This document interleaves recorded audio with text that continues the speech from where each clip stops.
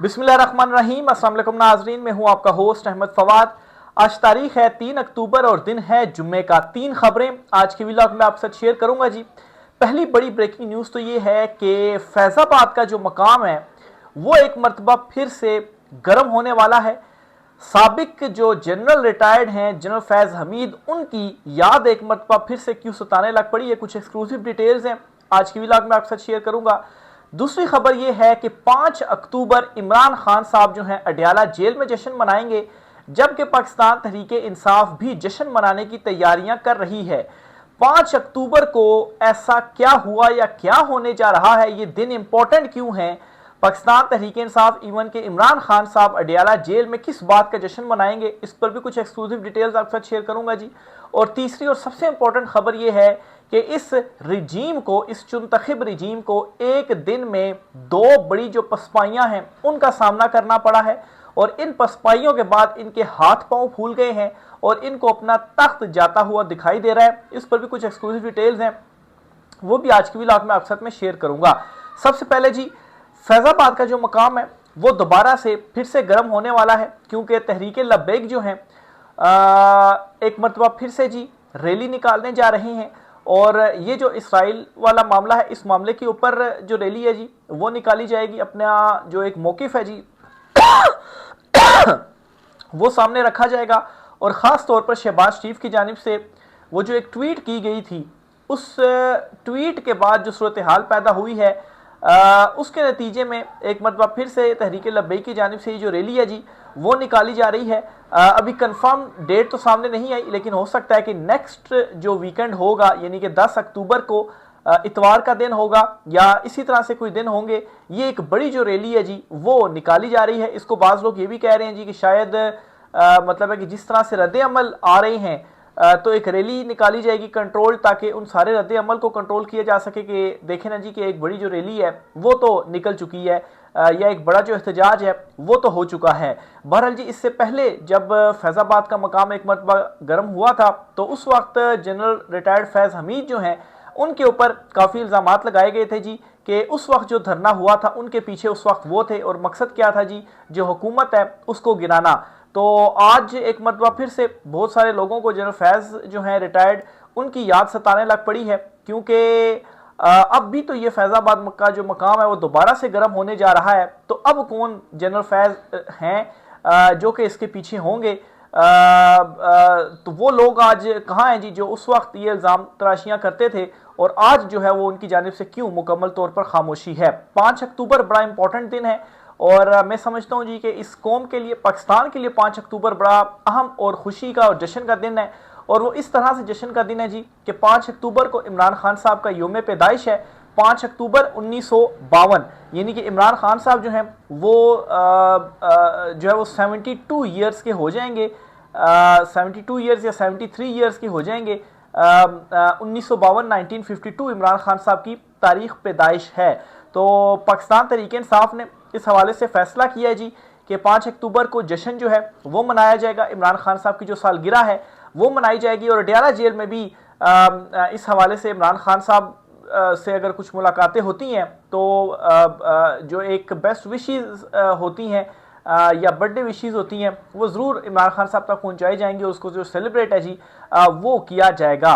तो बिल्कुल पाकिस्तान तहरीक इंसाफ जश्न के लिए तैयारियां कर रही है। तो देखें इस दिन को किस तरीके से मनाया जाता है। लेकिन मैं समझता हूँ कि सारी ओवरऑल जो कौम है, क्योंकि इस वक्त इमरान खान साहब कौम का मुकदमा लड़ रहे हैं, कौम की खातिर सख्तियाँ झेल रहे हैं, कौम की खातिर इस वक्त वो जेल में हैं, नहीं तो उनके लिए बड़ा आसान है कि वो जेल से निकल जाएं और इक़्तिदार में भी वापस आ जाएं और दोबारा वज़ीर-ए-आज़म भी बन जाएं। अगर मकसद हो ना वज़ीर-ए-आज़म बनना, तो बड़ी आसानी से इमरान खान साहब अभी भी बन सकते हैं। अभी इमरान खान साहब हाँ कर देना, डील दे दें ताकतवर हलकों को, तो अभी इमरान खान साहब ना सिर्फ जेल से बाहर आएंगे बल्कि वज़ीर-ए-आज़म जो है वो भी बन जाएंगे। लेकिन इमरान खान साहब का जो मकसद है वो ये नहीं है।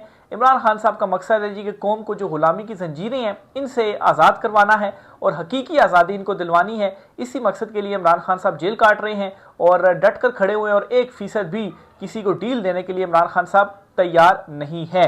तीसरी और सबसे इंपॉर्टेंट खबर जी, एक दिन के अंदर, सिर्फ आज के दिन के अंदर 2 बड़े महाजों के ऊपर ये जो चुनतखीब रिजीम है जो स्टैब्लिशमेंट है, जो ताकतवर हल्के हैं, ये जो हुकूमत है, इनको दो बड़े महाजों के ऊपर पसपाई का जो सामना है जी वो करना पड़ा। पहला क्या जी? पहला तो ये है कि P&G ये एक बहुत बड़ी कंपनी है जी, जिसने पाकिस्तान में अपने जो ऑपरेशंस है जी वो बंद करने जा रही है।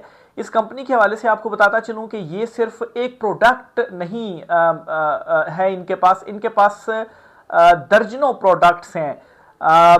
मतलब है कि जब इस कंपनी के हवाले से डिटेल सामने है तो सिर्फ जिलेट रेजर जो है उस वक्त उनका वो सामने आया था, क्योंकि ये कंपनी वो भी बनाती है, सेल करती है, तो सिर्फ जिलेट रेजर जो है वो वाली कंपनी बंद हो रही है, उस वक्त ये ख्याल किया गया। लेकिन P&G जो है, आप यूँ समझें कि इस वक्त हमारे जो रोज़मर्रा घरेलू इस्तेमाल की चीज़ें हैं, इवन के साबुन हो गया, सर्फ हो गया, किचन आइटम्स बहुत सारी हो गई, आपका ये रेजर्स वगैरह हो गए, तो ये छोटी छोटी जो बहुत सारी चीज़ें हैं ना आपकी, ये P&G जो है यही प्रोड्यूस करती है, आगे सेल करती है, और ये इंटरनेशनल लेवल की एक कंपनी है, और हज़ारों की तादाद में तो सिर्फ और सिर्फ इसके मुलाजमीन हैं। तो ये जो कंपनी है वो अपने ऑपरेशंस बंद करने जा रही है। ना सिर्फ ये कंपनी, बल्कि गुज़श्ता 2.5-3 साल के अंदर किन किन बड़ी कंपनियों ने अपने जो ऑपरेशंस हैं वो बंद कर दिए हैं, वो आपके साथ मैं रखता हूँ जी। एक तो P&G हो गया जी, यानी कि प्रॉक्टर एंड गैम्बल, इन्होंने अपनी जो प्रोडक्शन है बंद कर दी है। और इसके अलावा जी टेलीनार हो गया, फिर इसके अलावा जी शेल हो गया। शेल ने भी अभी पिछले दिनों जो है वो कोई 70% अपने शेयर जो सेल किए हैं गालबन। फिर इसी तरह से उबर हो गया, फिर क्रीम हो गया। इन जैसे बड़े जो नाम है जी वो अपने जो कारोबार है जी वो समेट चुके हैं।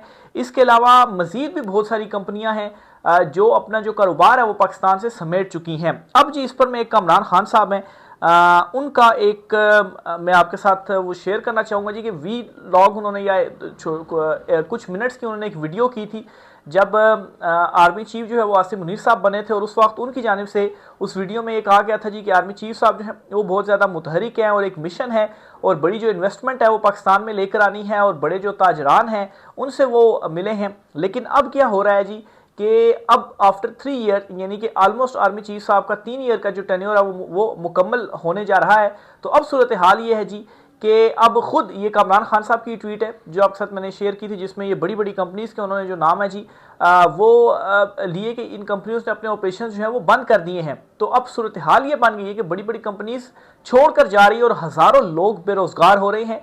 और ये कोई आम कंपनीज नहीं थी, ये मल्टी नेशनल कंपनीज, यानी कि इंटरनेशनल जो है वो ये कंपनीज थी, पाकिस्तान की कंपनीज ये नहीं थी।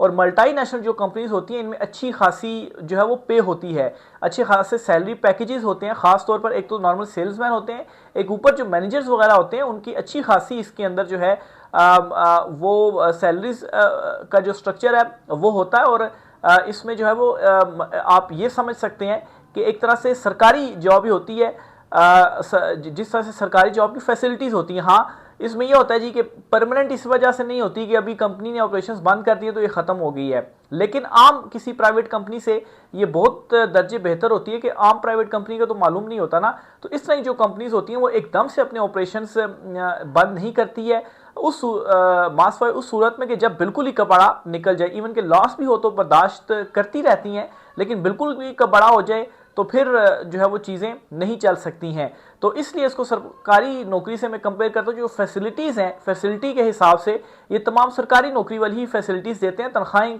भी अच्छी अच्छी होती हैं, स्केल्स भी अच्छी अच्छी होते हैं, मेडिकल, फैमिली का मेडिकल, बहुत सारी इसमें जो फैसिलिटीज़ हैं अब वो भी दी जाती हैं। और अब जाहिर सी बात है जो ऊपर टॉप लेवल की जो मैनेजमेंट होती है उनकी लाखों के अंदर जो तनख्वाहें हैं वो दी जाती हैं। और जब किसी भी आदमी की अगर लाखों में तनख्वाहें हो तो जाहिर सी बात है वो फिर अपने घर में कोई ड्राइवर भी रख लेगा, कोई नौकर वगैरह भी रख लेगा।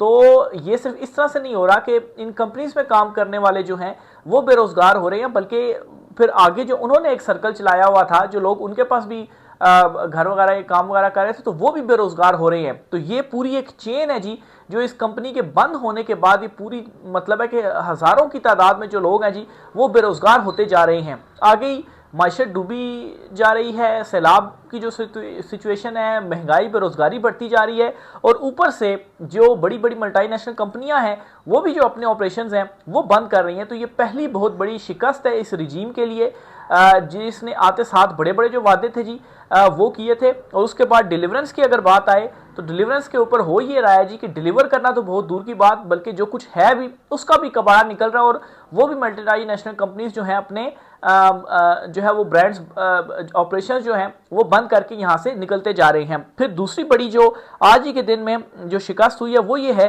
कि मतलब है कि मुल्क के अंदर अमनो अमान की सिचुएशन जो है वो भी बरकरार नहीं रख सके हैं। इवन के ताकत का भी इस्तेमाल किया गया जो कि नहीं होना चाहिए, तो उसके बावजूद भी अमनो अमान की जो सिचुएशन है वो बरकरार नहीं रह सकी है। अब देखें कश्मीर में जो इस वक्त हो रहा है जी, और कश्मीर के लोग तो डट गए हैं और आज वो मुजफ्फराबाद पहुंच रहे हैं। अभी तक खैर नहीं पहुंचे, लेकिन बताया जा रहा है 5 से 7 लाख जो लोग हैं वो सड़कों पर इस वक्त निकल चुके हैं और उनको रोकना नामुमकिन है। ताकत का भी इस्तेमाल करके आपने देख लिया।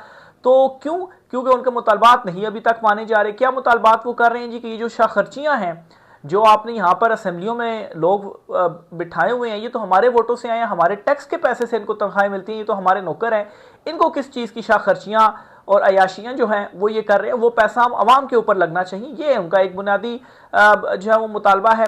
और दूसरा जी 12 नशिस्तें उन्होंने कहा जी कि मुहाजिरीन की जो नशिस्तें हैं इनको ख़त्म किया जाए और इनका कोई रोल नहीं होना चाहिए वज़ीर-ए-आज़म बनाने के लिए, क्योंकि इन्हीं 12 नशिस्तों से क्या होता है जी कि वज़ीर-ए-आज़म ज़ाहिर-सी बात है एक एक वोट जो है वो इंपॉर्टेंट होता है, तो वोट इधर उधर हो जाते हैं। तो ये भी एक बहुत बड़ी इनकी डिमांड है। तो अभी तक की जो डिटेल्स हैं जी, मुज़ाकरात की बड़ी कोशिश की जा रही है, कामयाबी के हवाले से कोई खबर नहीं आई। हो सकता है कि मुज़ाकरात चूँकि चल रहे हैं, कुछ ना कुछ जो है वो निकाल लिया जाए इसका हल।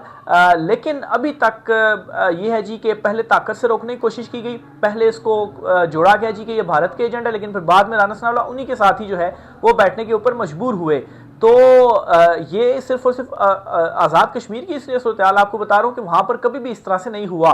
केपी जो है उसकी लहदा सूरत हाल ख़राब हुई है। बलोचिस्तान जो है वो तो मतलब है कि अज़लों से ही उसकी जो मामलात हैं वो बिगड़े हुए हैं। फिर इसी तरह से जो पंजाब है जी, पंजाब में भी जो लोग हैं जी वो पहली मरतबा इस तरह से हुआ है कि मतलब लोगों ने जूते उठाए और आपको जूते जो है वो मारे हैं, वो आपके साथ नहीं हैं। तो हमेशा इस तरह से होता था कि पंजाब जो था वो हमेशा खड़ा होता था, लेकिन इमरान खान साहब ने चूंकि जो एक पर्दा था आंखों के सामने पड़ा हुआ, वो पर्दा हटाया है। इनके चेहरों पर जो नकाब थे वो इमरान खान साहब ने हटाए हैं, एक्सपोज इनको किया है।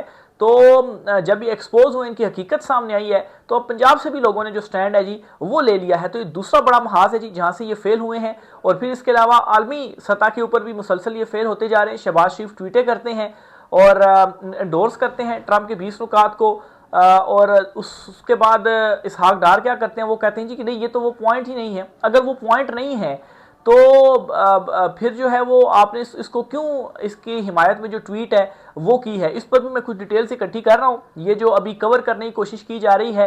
पहले भी मैंने ये बात की थी अपने व्लॉग में, आपसे शेयर किया था कि मुझे तो ये कि जो शहबाज शरीफ ने ट्वीट की है ना, ये सिर्फ और सिर्फ रद्द-ए-अमल चेक करने के लिए था कि अगर बड़ा रद्द-ए-अमल आ जाता है तो हम पीछे हो जाएंगे, नेक्स्ट स्टेप के ऊपर नहीं जाएंगे, और अगर रद्द-ए-अमल नहीं आता तो फिर उसके बाद हम जो है वो नेक्स्ट स्टेप भी उठाएंगे। लेकिन इतना शदीद रद्द-ए-अमल आया कि सूरत हाल इनके हाथ से निकल गई और अब तरदीदें कर रही जी कि नहीं वो हमारी जो है वो 20 पॉइंट नहीं थे। मैं समझता हूँ कि बिल्कुल ये झूठ बोल रहे हैं। जो रद्द-ए-अमल आया है वो इनसे संभाला नहीं जा रहा है। और अभी तक आप देखें शहबाज शरीफ ने वो फिर ट्वीट भी डिलीट नहीं की, क्यों? और ये कैसे हो सकता है कि अभी मुलाकात चल रही है और आप जो है वो उनके जो है 20 पॉइंट्स जो है उनको पहले से ही आप कह दीजिए कि हाँ जी हमारी इसके साथ हिमायत है। और फिर ट्रंप भी देखें वो भी वहाँ पर नाम ले रहा है जी कि शहबाज शरीफ और फील्ड मार्शल साहब जो हैं वो दोनों पहले दिन से मेरे साथ है, और किसी का नाम नहीं लिया कि पहले दिन से मेरे साथ थे। मतलब अगर मोहम्मद बिन सलमान का ले सकते थे और किसी का नाम ले सकते थे, लेकिन यहाँ पर जो नाम है जी वो लिया गया। तो बहरहाल जी छुपाई हकीकतें छुपती तो नहीं है, वो सच जो है वो सामने आ ही जाता है। और आप इस वक्त इतने एक्सपोज हो चुके हैं कि आपकी किसी भी प्रोपेगेंडे के अंदर अवाम अब नहीं आने वाली। तो ये जी नाज़रीन आज कुछ आम तरीन तफसीलात थी, राय का सार कीजिएगा। आज के व्लॉग से इतना ही, इजाज़त दीजिए, अल्लाह हाफिज़।